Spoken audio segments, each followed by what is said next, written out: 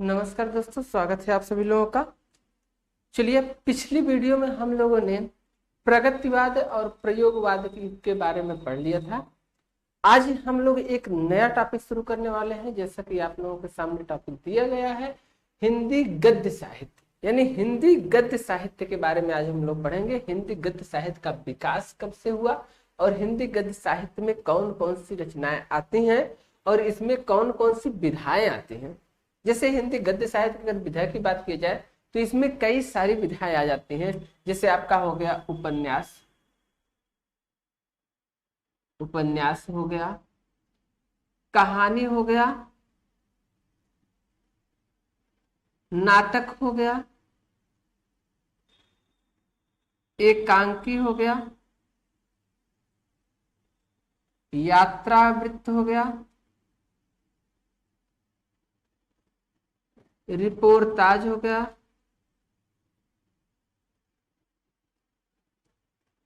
Reportage reportage हो गया।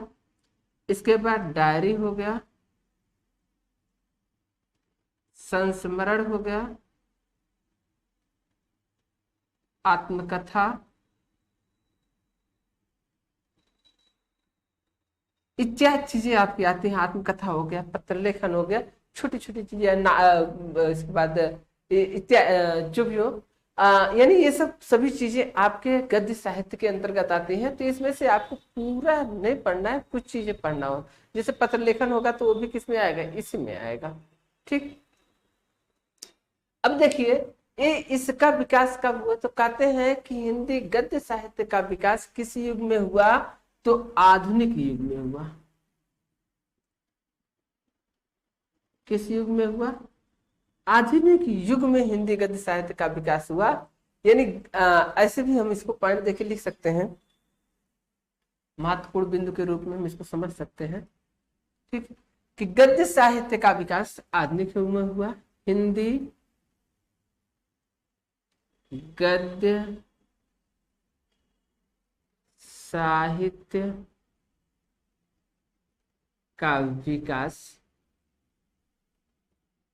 हिंदी गद्य साहित्य का विकास आधुनिक युग में हुआ।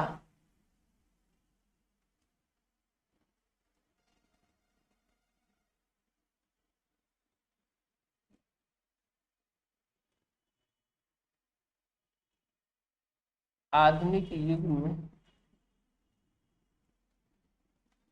हुआ, यानी हिंदी गद्य साहित्य का विकास किसमें हुआ, आधुनिक युग में हुआ। फिर इसमें अगर पूछता है, दूसरा जो महत्वपूर्ण बिंदु मिलता है इसका,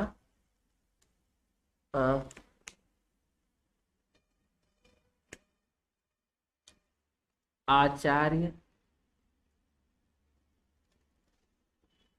रामचंद्र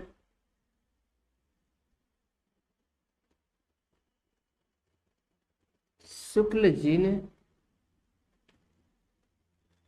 अब देखिए इस आधुनिक युग को आचार्य रामचंद्र शुक्ल ने गद्य काल कह दिया। क्यों, क्योंकि इस युग से किसका विकास होता है, गद्य का विकास होता है। तो आधुनिक आचार्य रामचंद्र शुक्ल ने आधुनिक युग को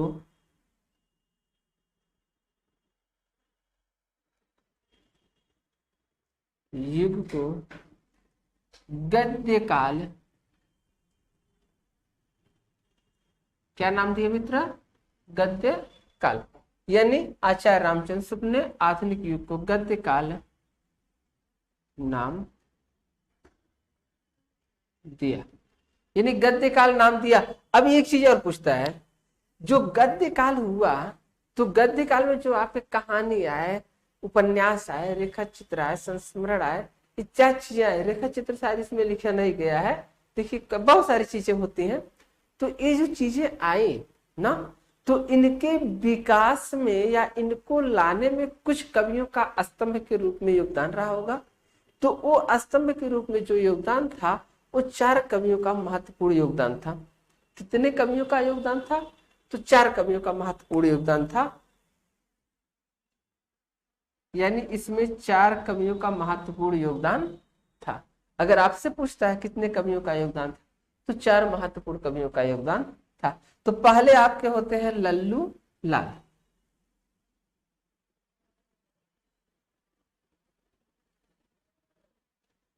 लल्लू लाल, लल्लू लाल में कौन सा अलंकार है? तो आप तुरंत बताएंगे इसमें कौन सा अलंकार है।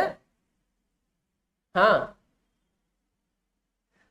इसमें आपका है श्रुत्य अनुप्रास। अनुप्रास अलंकार तो है ही है। श्रुत्य अनुप्रास जहां सुनने में अनुप्रास लगे, यानी इसका भी उच्चारण स्थान, इसका भी उच्चारण स्थान, इसका भी उच्चारण स्थान, इसका समान उच्चारण वाले वर्णों की आवृत्ति हो। ठीक, जैसे आप कहते हैं तुलसीदास, तुलसीदास में भी कौन सा अलंकार है? अनुप्रास अलंकार है। तो इसके कौन है? लल्लू लाल जी हैं। इनकी रचना क्या थी? प्रेम सागर। लल्लू लाल आए, प्रेम सागर लाए। यानी लल्लू लाल जी का जो गद्य काल में साहित्य के स्तंभ के रूप में विकास किए, विशेष योगदान दिए। ये देखिए विशेष योगदान है। ठीक, इन कवियों के विशेष योगदान है। तो ये विशेष योगदान वाले कवि हैं। इसमें प्रथम कवि कौन है? लल्लू लाल। ठीक, दूसरे कवि के रूप में है मुंशी सदा शुक्ला।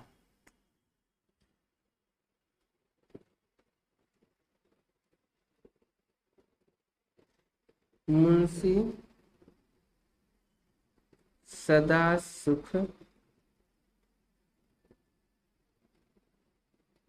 लाल, मुंशी सदा सुख लाल, इनकी रचना है। देखिए सुख है यहां भी, तो सुख से हो जाएगा सुख सागर। सुख से सुख सागर हो गया। ठीक, इसके बाद एक और आपके महत्वपूर्ण कवि मिलते हैं, लेखक मिलते हैं। कौन? सदल मिश्र। इनका भी नाम आप लोगों ने सुना होगा, सदल मिश्र।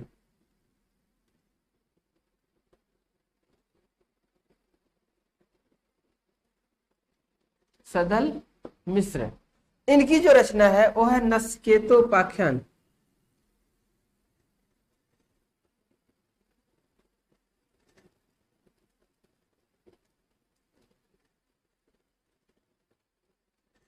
नचिकेतोपाख्यान, ये नचिकेतोपाख्यान इन्होंने लिखा। किसने लिखा? सदल मिश्र ने लिखा।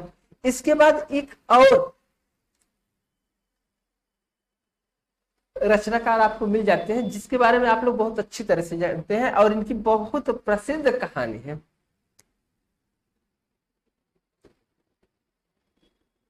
मुंशी इंसा अल्लाह खां।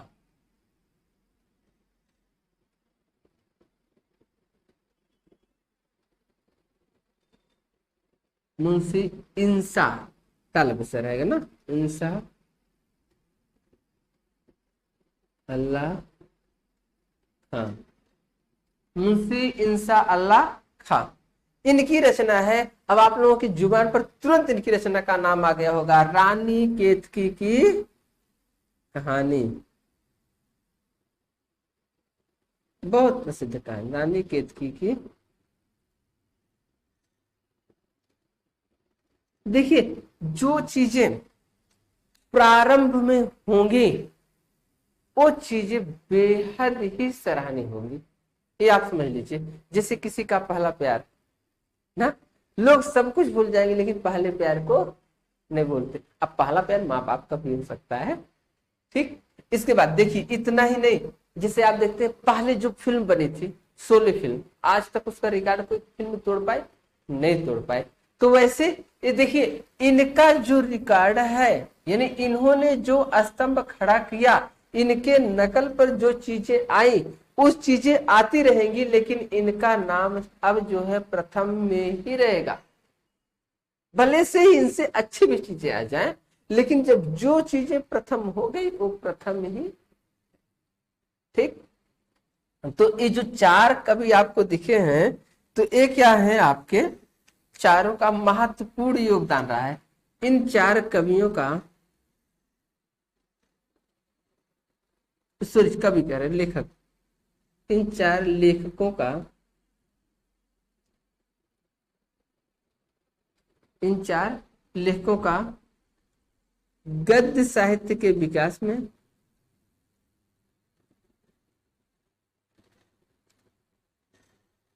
इन चार लेखकों का गद्य साहित्य के विकास में महत्वपूर्ण योगदान है। यानी अगर आपसे पूछता है कि हिंदी गद्य साहित्य का विकास किस युग से हुआ, तो हिंदी गद्य साहित्य का विकास आधुनिक युग से हुआ, यानी गद्य काल से हुआ। गद्य काल नाम किसने दिया? तो आचार्य रामचंद्र शुक्ल ने दिया। यानी हिंदी साहित्य को गद्य काल नाम किसने दिया? तो आचार्य रामचंद्र शुक्ल ने दिया। फिर इसके बाद गद्य साहित्य के विकास में 4 स्तंभ कौन कौन से आते हैं? तो लल्लू लाल जी आते हैं, जिनकी रचना का नाम है प्रेम सागर। मुंशी सदा सुखलाल जी आते हैं, जिनकी रचना का नाम है सुख सागर। सदल मिश्र जी आते हैं, जिनकी रचना का नाम है नास्केत उपाख्यान। मुंशी इंशाअल्लाह खां जी आते हैं, जिनकी रचना का नाम है रानी केतकी की कहानी। यानी अब ये जो 4 स्तंभ हो गए, तो कहते हैं कि इन 4 लेखकों का गद्य साहित्य के विकास में महत्वपूर्ण योगदान है। अब महत्वपूर्ण योगदान किस प्रकार से आया, कैसे ये निकल कर आए, और अब देखिए इनके नकल पर कैसी कैसी चीजें लिखी गई। अब हम देखते हैं जो इनका तो विकास हो गया, लेकिन अब जो गद्य साहित्य का विकास हुआ वो कितने रूपों में हुआ? विभिन्न रूपों में हुआ। यानी कुछ उपन्यास के रूप में, कहानी के रूप में, नाटक के रूप में, एकांकी के रूप में, यात्रा मित्र के रूप में, रिपोर्टाज के रूप में, डायरी के रूप में, संस्मरण के आत्मकथा, रेखा चित्र, इत्यादि चीजों के, पत्र लेखन, इत्यादि चीजों के माध्यम से जो आपकी रचनाएं चलती गई, ठीक, जो गद्य साहित्य चलता गया, तो उसके क्रम को हम एक एक करके देखते हुए चलेंगे। तो सबसे पहला क्रम में किसका मिलता है? उपन्यास का मिलता है। ठीक, तो हम उपन्यास के बारे में आज देखेंगे।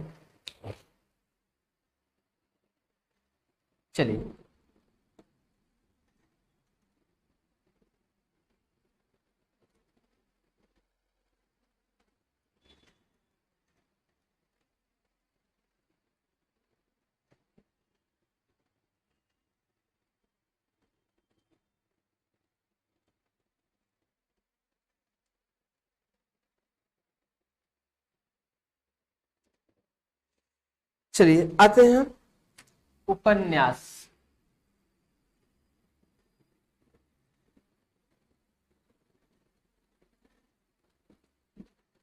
उपन्यास, अब देखिए उपन्यास होता क्या है। ठीक, यानी किसी भी कहानी को या जीवन के समस्त वृत्तों को किसी भी कहानी के रूप में ढाल देना उपन्यास कहलाता है।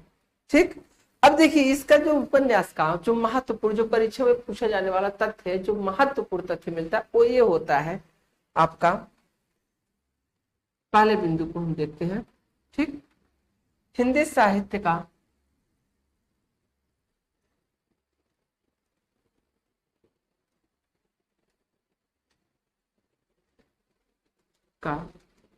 पहला उपन्यास आपसे पूछता है, हिंदी साहित्य का पहला उपन्यास कौन सा है? ठीक, हिंदी साहित्य का पहला उपन्यास परीक्षा गुरु। कौन है? परीक्षा गुरु है। अगर आपसे पूछता है हिंदी साहित्य का प्रथम उपन्यास कौन सा है, तो प्रथम उपन्यास आपका कौन सा है? परीक्षा गुरु है। इसके लेखक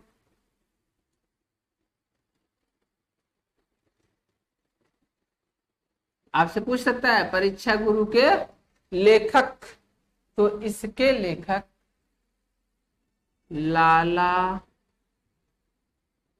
श्री निवास दास, लाला श्रीनिवास दास जी हैं। यानी परीक्षा गुरु के लेखक कौन है? लाला श्रीनिवास दास जी। अब देखिए दूसरा महत्वपूर्ण तथ्य जो मिलता है, दूसरा महत्वपूर्ण तथ्य ये मिलता है कि मुंशी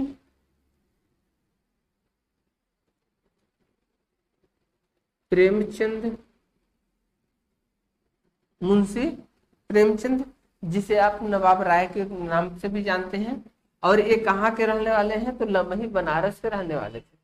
ठीक, तो मुंशी प्रेमचंद जी को जी को उपन्यास सम्राट, यानी उपन्यास के सम्राट राजा कहे जाते थे। एक उपन्यास थोड़े लिखे, इतना अच्छा अच्छा उपन्यास लिखे, इतना बढ़िया बढ़िया उपन्यास लिखे। अभी इनके उपन्यासों की चर्चा होगी तो आपको बताएंगे, एक नहीं बहुत सारे उपन्यास लिखे, उपन्यास सम्राट कहा जाता है। और ऐसे ऐसे उपन्यास लिखे जिसमें इन्होंने जीवन को, जीवन चरित्र को ऐसा पिरो दिया, समाज को ऐसा पिरो दिया कि आपको पढ़ने से ये नहीं लगेगा कि हम उपन्यास पढ़ रहे हैं, लगेगा कि ये जीवन चरित्र जो चल रहा है वो वास्तविकता आंखों के सामने हो रही है। ठीक, उपन्यास सम्राट कहा जाता है। ये ऐसा पुरोधा है मित्र जो बनारस की धरती पर उत्पन्न हुआ, यानी जहां आप घाटों का शहर कहते हैं, बनारस जो है बाबा विश्वनाथ की नगरी से रहने वाले हमारे मुंशी प्रेमचंद जी हैं। चलिए, यानी मुंशी प्रेमचंद जी को क्या कहा जाता है, उपन्यास का सम्राट कहा जाता है। अब इनके उपन्यास देखिए, अच्छा एक तरफ हम क्या करते हैं, उपन्यासकार लिख देते हैं,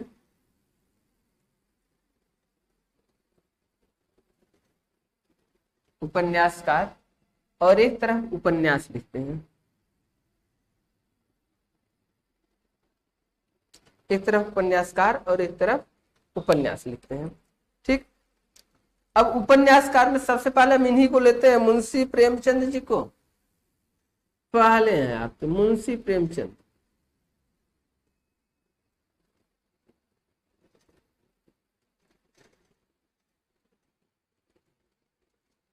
मुंशी प्रेमचंद, इनके इनके उपन्यास देखते हैं, सेवा सदन, सेवा सदन, वरदान, वरदान भी इन्हीं का उपन्यास है, प्रेम प्रेम रंग, प्रेमाश्रम, प्रेमाश्रम, प्रेम रंग नहीं, प्रेमाश्रम, प्रेमाश्रम, सेवा सदन, सेवा सदन तो हो गया, रंगभूमि कह सकते हैं, रंग रंगभूमि, कायाकल्प इन्हीं का उपन्यास है,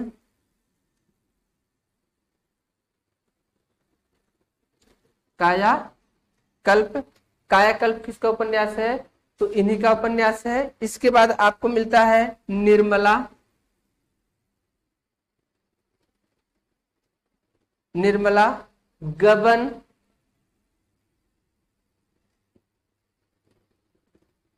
गोदान, अच्छा रंगभूमि हो गया, कर्मभूमि नहीं हुआ है, कर्मभूमि,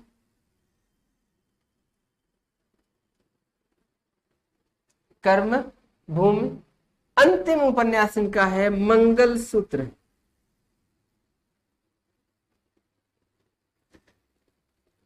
अब देखिए एक चीज और आपसे यहाँ पूछ लेता है कि मंगलसूत्र ना, या ऐसे पूछता है कि मुंशी प्रेमचंद का कौन सा उपन्यास अधूरा है, तो वो कौन सा है, मंगलसूत्र ही है, या अधूरा उपन्यास है।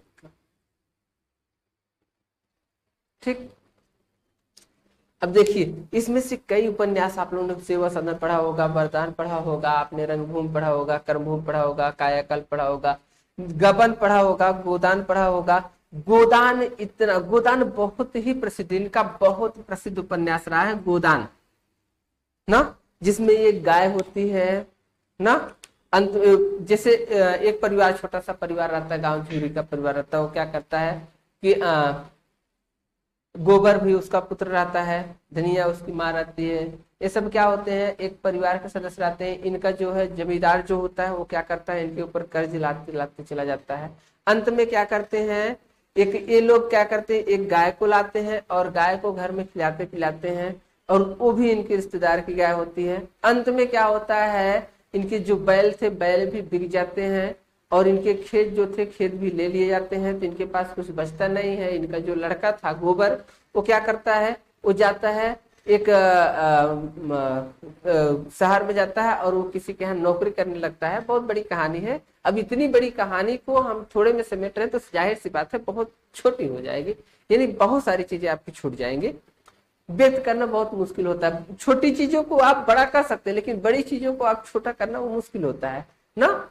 ठीक, जैसे स्प्रिंग को आप तान सकते हैं, लेकिन अब स्प्रिंग को कहीं और छोटा कर दें और चिपका दें तो उससे ज्यादा चिपकेगी नहीं, उसकी जो साइज है उतनी भी रहेगी। तो बड़ी चीजों को छोटा करना मुश्किल होता है ना। ठीक, वो कहते नहीं कि जंगल जंगल ढूंढ रहा अमृत अपनी कस्तूरी को, कितना मुश्किल है तय करना खुद से खुद की दूरी को। तो ये चीज देखते हैं। तो गोबर भी कमाने लगता है, तो अंत में क्या होता है कि इस जो गबन का जो प्रमुख पात्र रहता है वो क्या करता है, मृत्यु को प्राप्त हो जाता है। और मृत्यु को प्राप्त होता है तो पंडित जी आते हैं, तो जो 20 पैसे होते हैं वो भी उसके मांगने लगते हैं, और अंत में कहते हैं कि आप गोदान करिए, यानी जो गाय थी उसको लीजिए और उसका दान कर दीजिए। तो उसी चीज पे आधारित है, तो उसी उपन्यास का नाम गोदान पड़ जाता है। इनका बहुत ही प्रसिद्ध उपन्यास रहा है। चलिए अगला उपन्यासकार के रूप में हम देखते हैं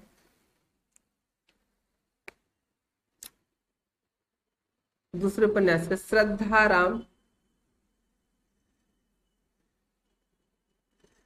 श्रद्धाराम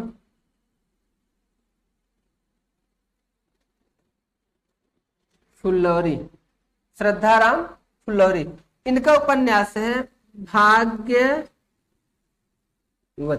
देखिए हम केवल प्रमुख उपन्यासों को शामिल करें, बहुत सारे उपन्यास हैं। अब बहुत सारे उपन्यासों को एक तरह से पढ़ा देना वो महत्वपूर्ण नहीं रखता है। महत्वपूर्ण इस बात ये बात रखती है कि आपके परीक्षा में कौन कौन से उपन्यास कहाँ से ज्यादातर परीक्षा में क्वेश्चन पूछे जाते हैं, वो चीज आपके लिए महत्वपूर्ण होता है। तो जो महत्वपूर्ण चीजें हैं उसी को हम इसमें शामिल कर रहे हैं, बाकी बहुत सारी चीजों को हम शामिल नहीं कर रहे हैं।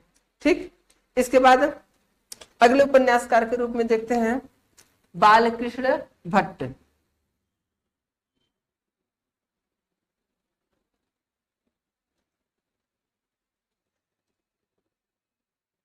बालकृष्ण भट्ट, इनका उपन्यास है नूतन ब्रह्मचारी। नूतन ब्रह्मचारी, नूतन ब्रह्मचारी। इनका अगला उपन्यास है 100 अजान एक सुजान। बहुत अच्छा उपन्यास है ये भी, 100 अजान एक सुजान। ठीक, इसके बाद अगले उपन्यासकार के रूप में हम देखते हैं ठाकुर जगमोहन सिंह। ठाकुर जगमोहन सिंह,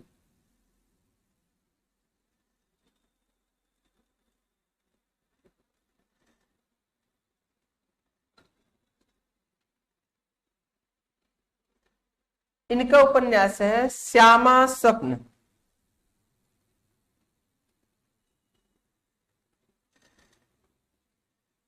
श्यामा स्वप्न। ठीक, इनका उपन्यास है श्यामा स्वप्न। चलिए ये हो गया। कुछ और उपन्यास कार के बारे में देखते हैं। अब इसका एक बार आप लोग स्क्रीनशॉट लेना चाहें तो स्क्रीनशॉट ले लीजिए। आगे हम लोग कुछ और उपन्यास के बारे में देखते हैं। चलिए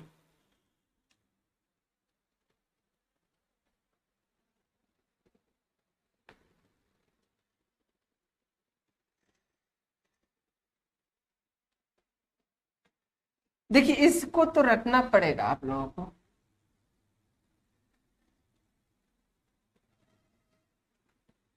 थोड़ा बहुत तो जानना पड़ेगा।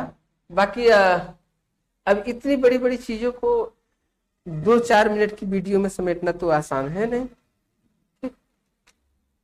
अगले उपन्यासकार के बारे में देखते हैं। चौथे नंबर के उपन्यास आप हैं, ठीक, हरिऔध। हरिऔध का पूरा नाम आप सभी लोग जानते हैं, अयोध्या सिंह उपाध्याय हरि औध।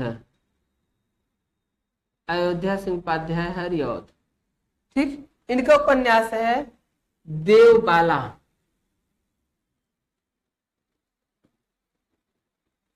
देवबाला। इन्हीं का एक और उपन्यास आपको मिल जाता है ठेठ हिंदी का ठाठ। बहुत अच्छा उपन्यास है, ठेठ हिंदी का ठाठ। समय मिले तो इसे जरूर पढ़िएगा, ठेठ हिंदी का ठाठ। अगर समय मिल जाए तो इसको जरूर पढ़िएगा आप लोग। अगले उपन्यासकार के बारे में हमको मिलते हैं देवकी नंदन खत्री। देवकी नंदन खत्रे। इनका बहुत प्रसिद्ध उपन्यास है, आप लोगों ने पढ़ा होगा, चंद्र कांता। चंद्र कांता। अगले उपन्यासकार के बारे में कार हमको मिलते हैं, छठवें उपन्यासकार जयशंकर प्रसाद। ये भी बनारस की धरती के रहने वाले सुगनी साहू परिवार से जयशंकर प्रसाद जी। इनका उपन्यास कंकाल। कंकाल, तितली, कंकाल, तितली, इरावती। अब इरावती के बारे में कभी कभी आपसे पूछता है कि जयशंकर प्रसाद जी का अधूरे उपन्यासकार का नाम बताइए, तो इनका जो अधूरा उपन्यास है वो क्या, सॉरी, अधूरे उपन्यास का नाम बताइए, तो वह आपका क्या हो जाता है, इरावती हो जाता है। ये इनका अधूरा उपन्यास है। ठीक, ये चीज आप जानते रहिएगा, यानी लिखते लिखते मर गए। चलिए अगला देखते हैं। अगले उपन्यासकार के बारे में मिलते हैं हमको अज्ञे जी। अज्ञे जी को सभी लोग जानते हैं, इनका पूरा नाम सच्चिदानंद हीरानंद वात्स्यायन अज्ञे। सच्चिदानंद हीरानंद वात्स्यायन अज्ञे। ठीक, अब इनका उपन्यास है शेखर एक जीवनी। शेखर एक जीवनी। वो भी, यह उपन्यास कहाँ लिखे थे, जेल में लिखा गया उपन्यास। इसको आप लिख सकते हैं, जेल में लिखा गया उपन्यास। यानी ये स्वतंत्रता संग्राम में जेल में बंद थे, वहीं पर इन्होंने क्या किया, इसे लिखा, जेल में लिखा गया उपन्यास। ठीक, इसके बाद अगले उपन्यासकार के बारे कार हमको मिलते हैं, 8वां यशपाल जी। यशपाल जी का एक बहुत प्रसिद्ध उपन्यास आप लोगों ने पढ़ा होगा, झूठा सच। अगर ना पढ़े हो तो इसको पढ़ लीजिएगा, बहुत ही अच्छा उपन्यास है, झूठा सच। ठीक, इसके बाद सांसारिक नियमों को जोड़ते हुए, सांसारिकता को बताते हुए, इसके बाद संन्यास को बताते हुए हमारे एक और उपन्यासकार आ जाते हैं, बहुत ही अच्छा उपन्यास इनका मिलता है, भगवती चरण वर्मा।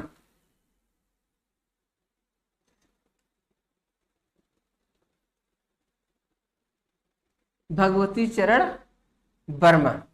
ठीक, इनका उपन्यास है चित्रलेखा।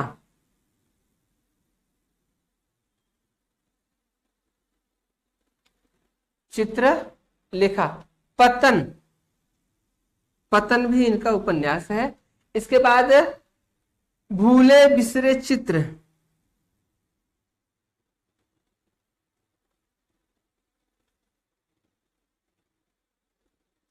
अच्छा, अगर मान लीजिए कोई उपन्यास आप पढ़िए या ना पढ़िए, ठीक, हम नहीं कहते कि आप उपन्यास ही पढ़िए, आपके पास इतनी टाइम नहीं उपन्यास पढ़ने के लिए, लेकिन अगर आप सांसारिकता को जानना चाहते हैं तो चित्रलेखा उपन्यास एक बार आप जरूर पढ़िएगा, अगर सांसारिकता को जानना चाहते हैं। और इसमें इतनी खासियत ये क्या है, इसमें ये बताया गया कि कोई भी चीज पूरा नहीं होता है। यानी इसमें चित्रलेखा, इस उपन्यास की नायिका है चित्रलेखा, जो एक नर्तकी है, और यह नर्तकी थी, सॉरी नर्तकी है, लेकिन इसके पहले इसकी शादी हुई थी, जिससे इसकी शादी हुई थी उसका यानी इसका जो पति था वह मर गया होता है, और यह क्या करती है, एक नर्तकी बन जाती है, वेश्या बन जाती है, नर्तकी वेश्या बन जाती है। इसके बाद इसी जहां रहती थी वहां का जो क्या बोलते हैं कि सामंत होता है, बीजगुप्त होता है, सामंत बीजगुप्त था, उससे इससे उसका क्या हो जाता है, प्रेम हो जाता है, बहुत ही सुंदर होती है। और वह क्या करता है, इसको अपने साथ रखना चाहता है, और यह क्या करती है, उसके साथ रहती भी है। पूरे सामंत जानते थे, सभी लोग जानते थे, दूर दूर तक चर्चाएं थी, दोनों साथ में रहते थे और बहुत साल रहते थे। इसी बीच में क्या होता है कि एक जंगल में क्या करते थे, एक सन्यासी थे, उनके दो शिष्य थे, एक श्वेतांबर था और एक जो है क्या बोलते हैं, विचित्र गुप्त ऐसे कुछ नाम था, देखिए नाम नहीं याद आ रहा है। तो वो क्या करते हैं, दोनों को बताते हैं कि जाओ तुम पता करो सांसारिकता क्या है, यानी भोग विलास क्या है, और तुम पता करो कि योग क्या है, संन्यास क्या है। अब दोनों में इतना अच्छा तर्क है मित्र, अगर आप पढ़ेंगे तो आपको लगेगा कि हाँ ये चीजें हैं। आप जब सांसारिकता का तर्क पढ़ेंगे तो आपको लगेगा कि वह सांसारिकता ही सब कुछ है, यानी हम भोग विलास करें उसमें कोई गलती नहीं है। लेकिन जब आप सन्यासी चीजों को पढ़ेंगे तो आपको लगेगा कि हाँ हम सन्यास ले लें, वही सबसे चीजें, सांसारिकता में कुछ भी नहीं रखा गया है। ये चीजें यहाँ पर होती है। अंत में दोनों फिर क्या करते हैं, बीच में बिछड़ भी जाते हैं। चित्रलेखा क्या होती है, जो सन्यासी था उसके ऊपर आसक्त हो जाती है, सन्यासी चित्रलेखा के साथ जो है गलत व्यवहार भी करता है। फिर क्या करता है, चित्रलेखा को समझ में आता है कि नहीं, अगर मुझे सांसारिकता में ही रहना है तो मुझे विषगुप्त से ही प्रेम करना चाहिए। तो क्या होता है, विषगुप्त उस समय बहुत हताश हो जाता है, निराश हो जाता है, वह सांसारिकता को छोड़कर संन्यास की तरफ जाता है। और जैसे ही दोनों पथ पर निकलते हैं, इधर से विषगुप्त आता है और इधर से जो है चित्रलेखा आते हैं, दोनों का रथ एक साथ मिलता है और दोनों फिर आपस में मिल जाते हैं। आनंद के साथ यह चित्रलेखा उपन्यास का क्या हो जाता है, अंत हो जाता है। ठीक, तो यह बहुत ही अच्छा उपन्यास है, इसमें बहुत अच्छे लेख आपको मिलते हैं। तो इस चीज को आप लोग एक बार जरूर जीवन में कभी भी समय मिले तो इस उपन्यास को जरूर एक बार पढ़िएगा आप लोग, मेरा कहा मान करके। चलिए अगले उपन्यासकार के बारे में देखते हैं, भीष्म साहनी के 10वें उपन्यासकार हैं आपके भीष्म साहनी।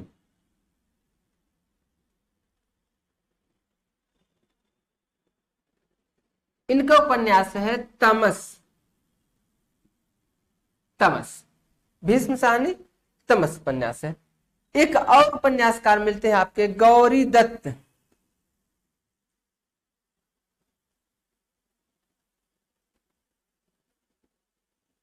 गौरी दत्त, इनके उपन्यास का नाम है देवरानी जेठानी की कहानी। हर घर में होती है ना देवरानी, देवरानी और जेठानी की कहानी, नहीं देवरानी और जेठानी, देवरानी जेठानी की कहानी है, देवरानी जेठानी, और बीच में नहीं है, देवरानी जेठानी की कहानी। ठीक, इसके बाद और एक आपको उपन्यासकार मिलते हैं किशोरीलाल गोस्वामी।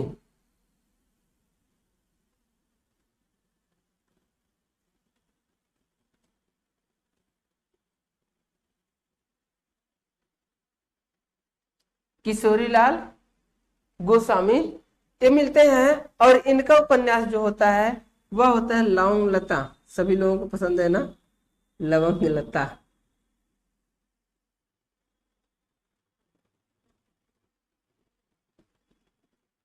लवंग लता, ये हो गया, कुछ उपन्यास हो गए, कुछ उपन्यासकार हो गए।